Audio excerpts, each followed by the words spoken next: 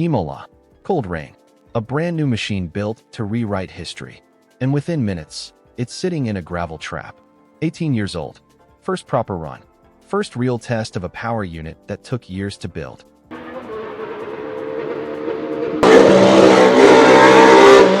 And the world watched Lindblad slide off at Villeneuve chicane like it was a preview of disaster. But here's what nobody's asking. Was that spin just a rookie mistake? Or was it the first crack in Red Bull's most dangerous gamble yet? Because in 2026, everything changes. And not everyone's ready. Let me paint the picture. Racing Bulls brought their V-Carb 3 to Imola for its very first shakedown. Smart choice. The circuit sits just 15 kilometers from their factory in Faenza. If anything breaks, engineers can sprint over with parts in minutes. But the weather?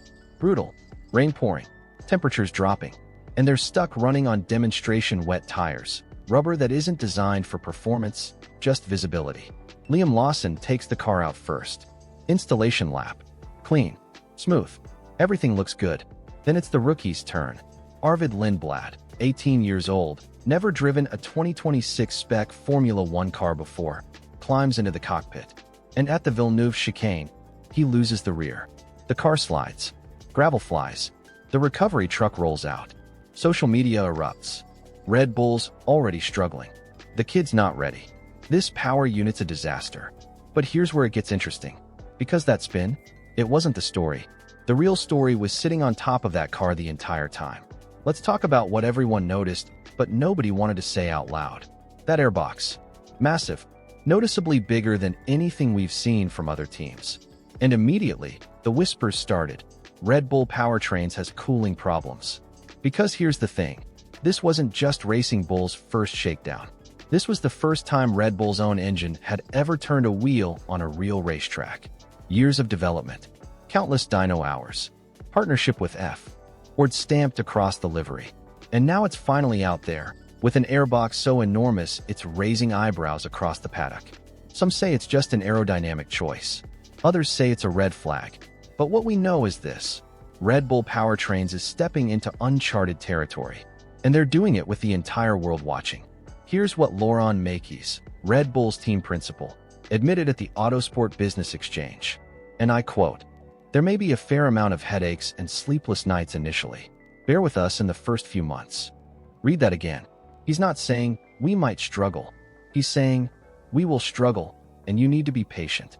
That's not confidence. That's damage control before the damage even happens.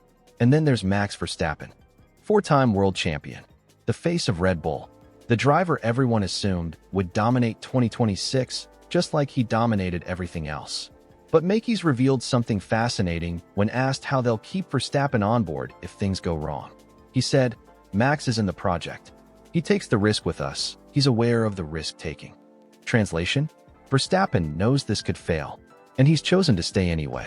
Because unlike most drivers, Max doesn't just want a fast car now. He wants to see the trajectory. He wants to believe that Red Bull can climb out of the hole if they fall into one. But here's the problem. Mackey's also said this. We may not get that at the right level for race 1. So let me ask you something. How long will Max Verstappen, the most dominant driver of his generation, accept being stuck in the midfield before he starts looking elsewhere?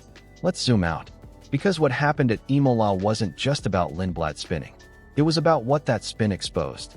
First, the pressure on this rookie is unimaginable. Team boss Alan Permane has already warned him. His debut season will be difficult. The goal isn't wins. It's survival. It's learning. It's showing flashes of potential without crumbling under the weight of F1's brutal spotlight. Every mistake Lindblad makes will be replayed endlessly. Every crash will be questioned.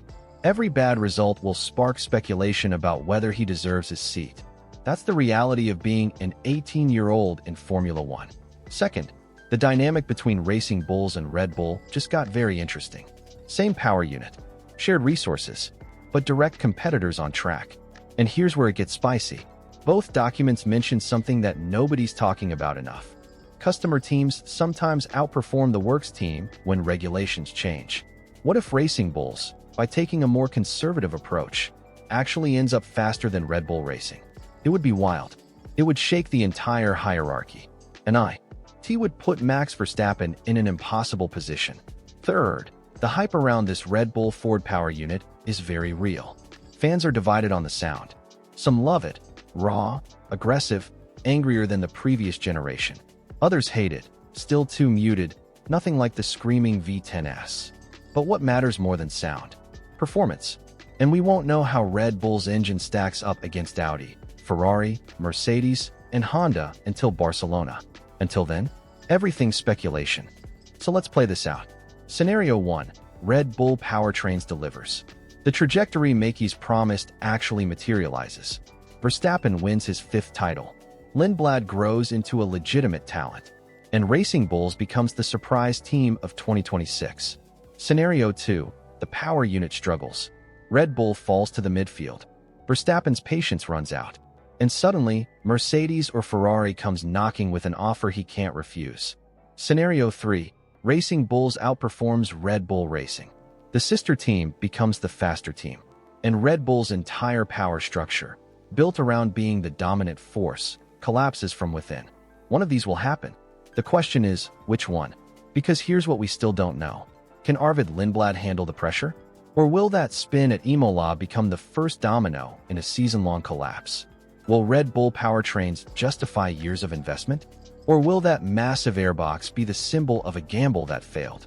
And most importantly, how long will Max Verstappen wait before he decides that loyalty has its limits? If you made it this far, you already know, this season's not about who's fastest. It's about who survives the risk. So tell me, who's really gambling the most in Formula One's most dangerous season yet?